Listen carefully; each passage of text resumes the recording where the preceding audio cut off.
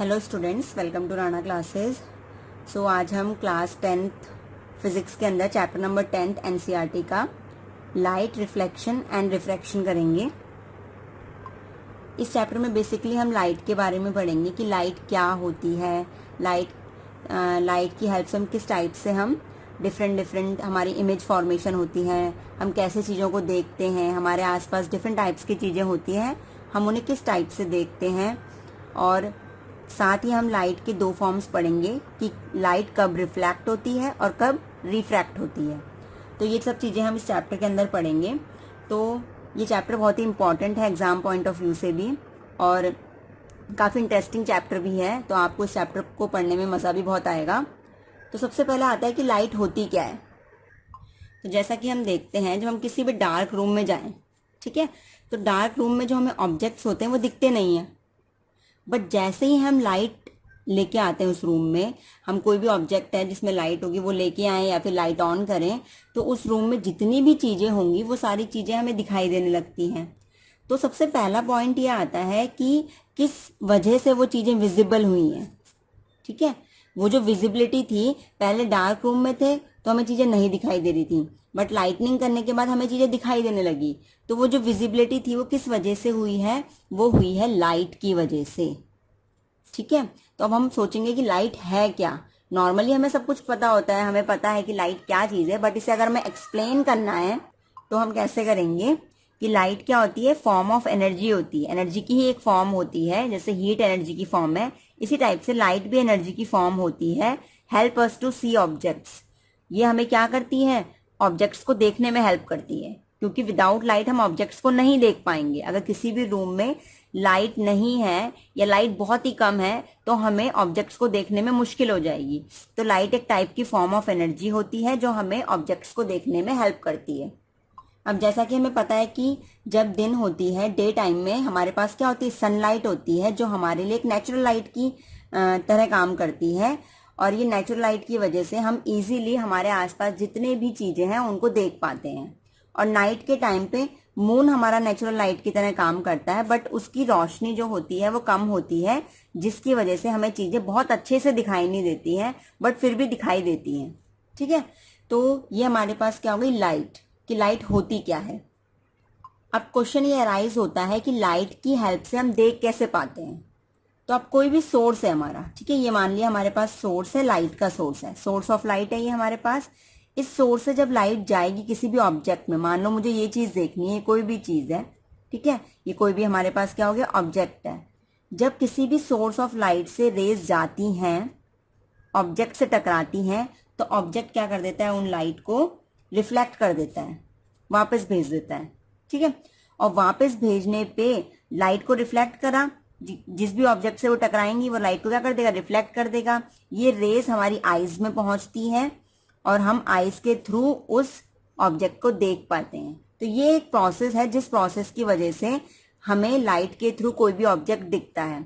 अगर लाइट की रेज जाएंगी ही नहीं ऑब्जेक्ट में, तो ऑब्जेक्ट किसको रिफ्लेक्ट करेगा, और जब ऑब्जेक्ट कोई रेज रिफ्लेक्ट ही नहीं करेगा तो हमारे आईज तक कोई रेज नहीं पहुंचेंगी और हमारी आईज किसी भी ऑब्जेक्ट को नहीं देख पाएंगी। दैट मीन्स जो सोर्स ऑफ लाइट है वो बहुत ही इंपॉर्टेंट है ऑब्जेक्ट को देखने के लिए। विदाउट सोर्स ऑफ लाइट हम ऑब्जेक्ट को नहीं देख पाते। तो एक नॉर्मल सा एग्जाम्पल है जिसके थ्रू हम क्या कर सकते हैं, बता सकते हैं कि कैसे लाइट के थ्रू हम ऑब्जेक्ट को देखते हैं, कि लाइट की रेज रिफ्लेक्ट होती है ऑब्जेक्ट से, तब हम किसी भी चीज को देख पाते हैं। नेक्स्ट हम एक और चीज नोटिस करते हैं कि ट्रांसपेरेंट मीडियम अगर होगा, कोई भी ट्रांसपेरेंट मीडियम जैसे कि ग्लास हो गया, तो ये क्या होते हैं, इनकी कोई भी अगर हमारे पास एक ग्लास है, हम ग्लास के थ्रू इजीली क्या कर सकते हैं, किसी भी ऑब्जेक्ट्स को देख पाते हैं। अब आप सोचेंगे कि ग्लास के थ्रू, ट्रांसपेरेंट मीडियम के थ्रू हम कैसे देख पाते हैं। भाई ट्रांसपेरेंट मीडियम से जो लाइट की रेज होती हैं वो बिल्कुल स्ट्रेट ट्रांसमिट हो जाती है। वो जो लाइट की रेज होती हैं वो ट्रांसमिट हो जाती हैं। ट्रांसमिट का मतलब आर पार निकल जाती हैं। जब आर पार निकल जाती हैं तो उससे क्या होता है कि जो उसके सामने वाला ऑब्जेक्ट होगा, मान लो ये ग्लास है, ग्लास के दूसरी तरफ हमने कोई भी दूसरा ऑब्जेक्ट रखा है, ये नॉर्मल ऑब्जेक्ट है हमारे पास, तो लाइट की रेज यहाँ से सोर्स है, लाइट का सोर्स है, इस सोर्स से लाइट की रेज गई और क्योंकि ये ग्लास है, ये ट्रांसपेरेंट मीडियम है, तो इससे वापस नहीं आएंगी, स्ट्रेट ट्रांसमिट हो जाएंगी, फिर ऑब्जेक्ट से टकराएंगी, और ऑब्जेक्ट से जब ये रेज टकराएंगी तो ऑब्जेक्ट क्या कर देगा, उन्हें रिफ्लेक्ट कर देगा, और जैसे ही ऑब्जेक्ट उन्हें रिफ्लेक्ट करेगा तो हमारी आईज पे पहुंच के हमें वो ऑब्जेक्ट दिखाई देगा थ्रू ग्लास। ठीक है, हम थ्रू ग्लास या फिर कोई भी ट्रांसपेरेंट मीडियम है उसके थ्रू हम इजीली किसी भी ऑब्जेक्ट को देख पाते हैं, और वो सिर्फ इसलिए देख पाते हैं क्योंकि जो ट्रांसपेरेंट मीडियम होता है वो लाइट को रिफ्लेक्ट नहीं करता, ट्रांसमिट कर देता है, आगे जाने देता है, तो इसलिए हम उससे देख पाते हैं।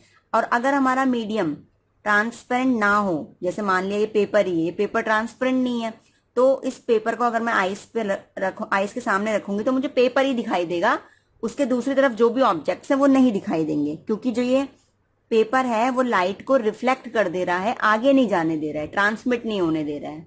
तो ये बेसिकली डिफरेंस होता है कि क्यों ट्रांसपेरेंट मीडियम से हमें चीजें दिखाई देती हैं बट नॉन ट्रांसपेरेंट मीडियम से हमें नहीं दिखाई देती है। नेक्स्ट इंपॉर्टेंट पॉइंट एक और हमारे पास है कि जो लाइट होती है ट्रेवल्स इन स्ट्रेट लाइन, वो हमेशा स्ट्रेट लाइन में ट्रेवल करती है, लाइट हमेशा स्ट्रेट जाती है। ऐसा नहीं होता है कि लाइट टेढ़ी मेढ़ी घूम के कर्वी लीनियर जाती है, कर्व होते हुए नहीं जाती है, वो हमेशा क्या जाती है, बिल्कुल स्ट्रेट जाती है। किसी भी ऑब्जेक्ट से टकराएंगी, टकराने के बाद वापस भी आएंगी तो भी स्ट्रेट आएंगी। तो जो लाइट होती है वो हमेशा स्ट्रेट लाइन में ट्रेवल करती है। अब नेक्स्ट टॉपिक आता है रिफ्लेक्शन ऑफ लाइट क्या होता है। अभी हमने सिर्फ इतना पढ़ा कि लाइट क्या होती है, लाइट से हम किस तरीके से किसी ऑब्जेक्ट्स को देख पाते हैं। अब हम आगे पढ़ेंगे कि लाइट में रिफ्लेक्शन क्या होता है, और दूसरा होता है रिफ्रैक्शन, जो हम इसके बाद टॉपिक पढ़ेंगे। तो सबसे पहला टॉपिक होता है कि रिफ्लेक्शन क्या होता है, कैसे रिफ्लेक्शन की हेल्प से हमें चीजें दिखाई देती हैं। तो अब इसमें क्या होता है कि रिफ्लेक्शन एक प्रोसेस होता है। इस प्रोसेस में क्या होता है, bouncing back of light, light किसी भी ऑब्जेक्ट से टकराती है और वापस आ जाती है, बाउंस होके वापस आ जाती है टकराने के बाद, इन द सेम मीडियम, जिस मीडियम से वो आई थी लाइट उसी मीडियम में वापस आ जाएगी। दैट मीन्स अगर मेरे पास यहाँ पे एयर मीडियम है और यहाँ पे कोई भी ऑब्जेक्ट हमारे पास रखा हुआ है, यहाँ पे कोई भी बल्ब था एयर में, यहाँ से रेज गई, स्ट्रेट लाइन जाती है हमेशा रेज, तो ये सोर्स ऑफ लाइट है हमारा, तो ये मीडियम हमारा पूरा एयर है, इस मीडियम से रे ऑफ लाइट गई और टकरा के क्या आ जाएगी, वापस आ जाएगी। तो यहाँ पे हुआ क्या, रे ऑफ लाइट गई और बाउंस होके, बाउंस मतलब टकरा के वापस आ गई और सेम मीडियम में आई। ये मीडियम जब वापस जाएगी तो इधर भी पूरा एयर मीडियम है, जिस मीडियम से गई थी उसी मीडियम में वापस आ जाती है अगर लाइट, तो हम कहते हैं कि रिफ्लेक्शन हुआ है, मतलब उसने मीडियम चेंज नहीं किया है। अगर एयर मीडियम से गई थी तो एयर में ही वापस आ गई, तो कहलाता है रिफ्लेक्शन। तो reflection is a process in which light bounce back in the same medium. ठीक है, तो रिफ्लेक्शन एक ऐसा प्रोसेस हुआ जिसमें लाइट टकरा के वापस आ जाती है सेम मीडियम में, मीडियम चेंज नहीं करेगी। ये इंपॉर्टेंट है यहाँ पे कि मीडियम अगर चेंज हो गया है तो उसे हम रिफ्रैक्शन कहते हैं, तो वो हम आगे पढ़ेंगे। तो मीडियम अगर चेंज नहीं करेगी, जिस मीडियम से रे ऑफ लाइट गई है उसी मीडियम में टकरा के वापस आ जाती है, बाउंस बैक होके, रिफ्लेक्ट होके, उस प्रोसेस को हम बोलते हैं रिफ्लेक्शन ऑफ लाइट। नेक्स्ट हमारा बहुत ही इंपॉर्टेंट टॉपिक आता है लॉज ऑफ रिफ्लेक्शन। कई बार एग्जाम में 2 मार्क्स के क्वेश्चन में यही आ जाता है कि what is reflection and write their laws. ठीक है, तो रिफ्लेक्शन की डेफिनेशन मैंने आपको बता दी है, it is a process of bouncing back of light in the same medium. तो ये आप डेफिनेशन लिखेंगे, फिर आप उसके लॉज लिखेंगे, और रिफ्लेक्शन के 2 लॉज होते हैं, मैं दोनों ही आपको बताऊंगी और आपको अच्छे से समझने भी हैं और याद भी रखने हैं क्योंकि ये बहुत ही इंपॉर्टेंट टॉपिक है। तो लॉज ऑफ रिफ्लेक्शन समझने से पहले आपको ये पूरा डायग्राम अच्छे से समझना होगा। इस डायग्राम में क्या है, ये हमारे पास कोई भी ऑब्जेक्ट है, रे ऑफ लाइट आई, ठीक है, ये इंसिडेंट रे है। इंसिडेंट रे का मतलब जो रे ऑब्जेक्ट पे गिर रही है, तो जो रे ऑब्जेक्ट पे गिरती है उसे हम बोलते हैं इंसिडेंट। इंसिडेंट मतलब गिरना, तो इंसिडेंट रे बोलते हैं। तो इंसिडेंट रे क्या होती है हमारे पास, the ray which falls on the object, जो ऑब्जेक्ट पे गिरती है वो कहलाती है इंसिडेंट रे। और फिर वो ऑब्जेक्ट पे गिरी, टकराई, टकराने के बाद वापस जाएगी, वापस जाने वाली रे हमारी होती है रिफ्लेक्टेड रे। द रे विच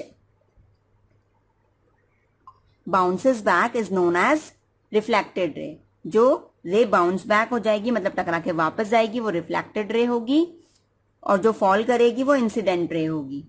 और ये बीच का हमारा होता है नॉर्मल। हम जस्ट एक स्ट्रेट लाइन डालते हैं, नॉर्मल मीन जो दोनों साइड 90-90 के एंगल बनाती है, तो इसे हम बोलते हैं नॉर्मल। ठीक है, a line which is perpendicular to the object, जो लाइन क्या होती है, ऑब्जेक्ट के परपेंडिकुलर होती है, उसे हम बोलते हैं नॉर्मल। तो ये इंसिडेंट रे हो गई, ये रिफ्लेक्टेड रे हो गई। अब जो ये एंगल बनेगा, the angle between incident ray and normal. ठीक है, नॉर्मल, क्योंकि एंगल बनाने के लिए हमें दो लाइंस चाहिए होती हैं, एक लाइन हमारी नॉर्मल है और एक लाइन हमारी इंसिडेंट रे है। इनके बीच में जो एंगल बनेगा, this angle is known as angle of incidence. I को हम क्या बोलेंगे, angle of incidence. The angle between normal and reflected ray. अब जो नॉर्मल के बीच में और रिफ्लेक्टेड के बीच में जो ये एंगल बनेगा, this angle is known as angle of refraction, reflection.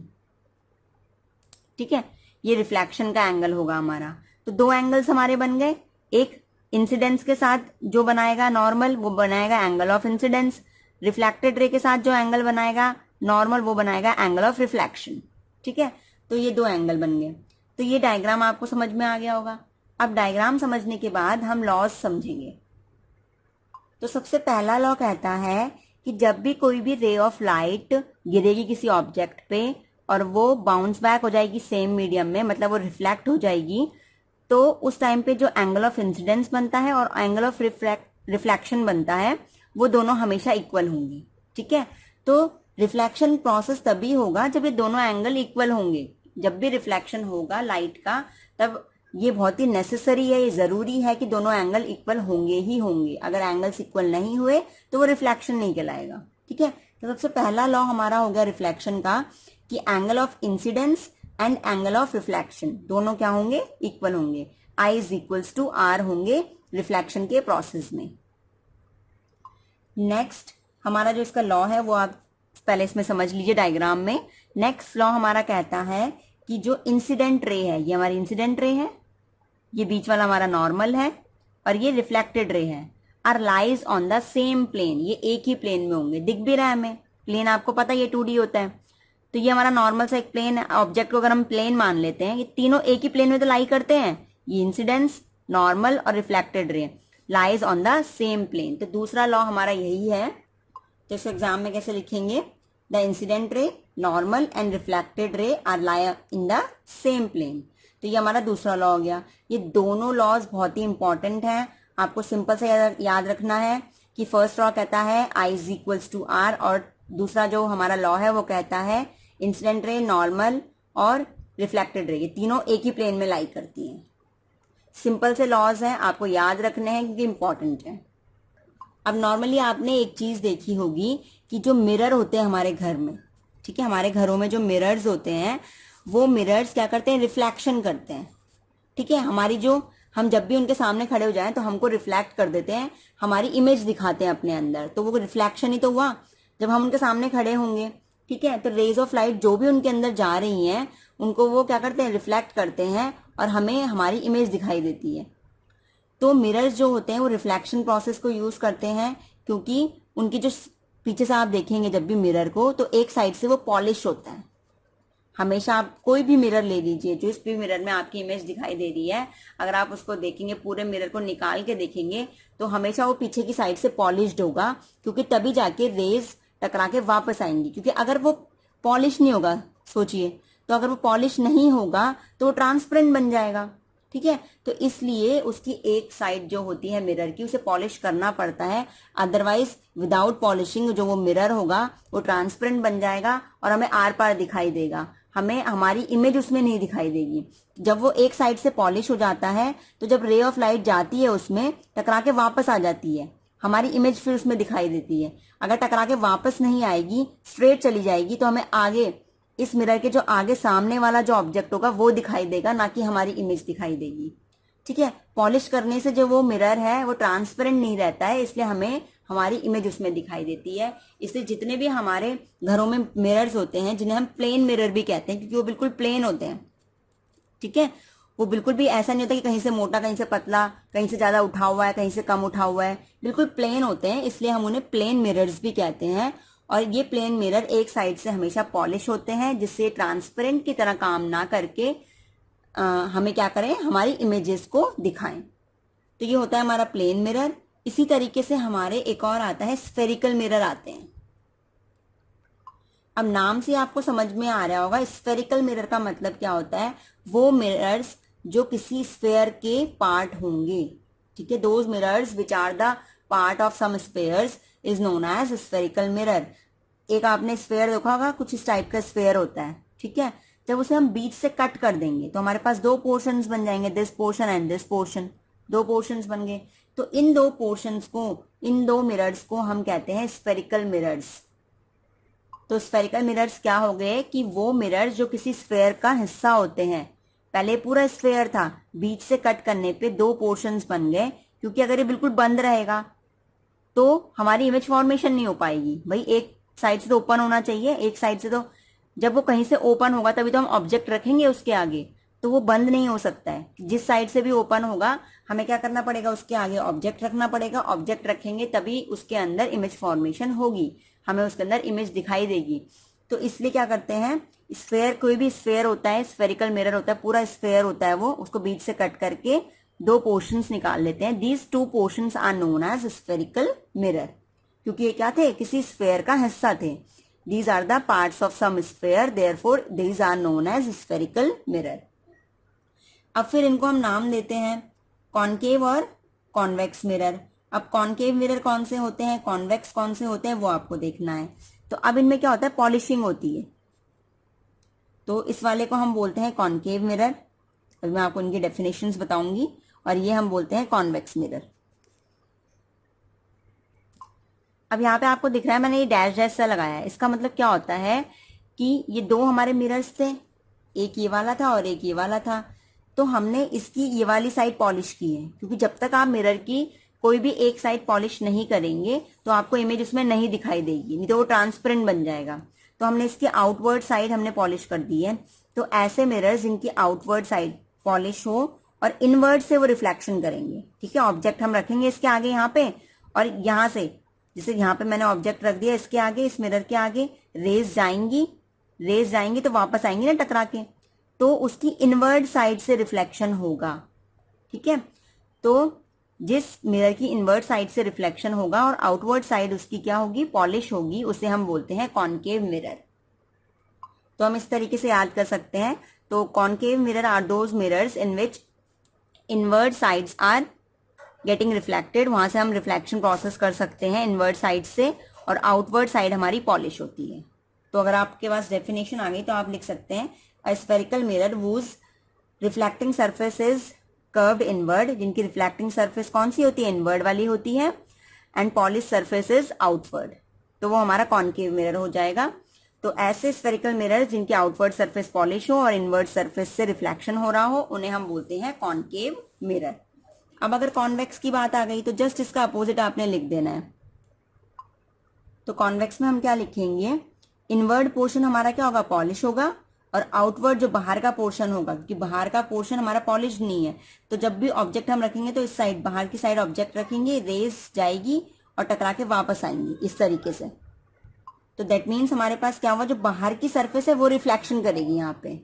तो हम क्या कह सकते हैं, those spherical mirrors in which inward surface is polished and reflection takes place from outward surface. तो आउटवर्ड सरफेस से रिफ्लेक्शन होगा, इनवर्ड पॉलिश्ड होगा, तो ऐसे स्फेरिकल मिरर्स को हम बोलेंगे कॉन्वेक्स।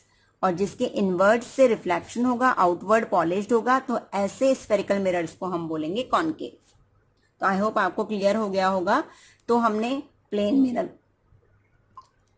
मिरर, कॉन्वेक्स और कॉनकेव पढ़ लिया है। अब इनकी जो डिटेलिंग होगी वो हम नेक्स्ट वीडियो में पढ़ेंगे कि प्लेन मिरर में कैसे इमेज फॉर्मेशन होती है, कॉन्वेक्स और कॉनकेव में कैसे इमेज फॉर्मेशन होती है। अगर आपको ये वीडियो पसंद आ रही होगी तो चैनल को लाइक, शेयर और सब्सक्राइब करें, और साथ ही बेल आइकन जरूर दबाएं। Thank you.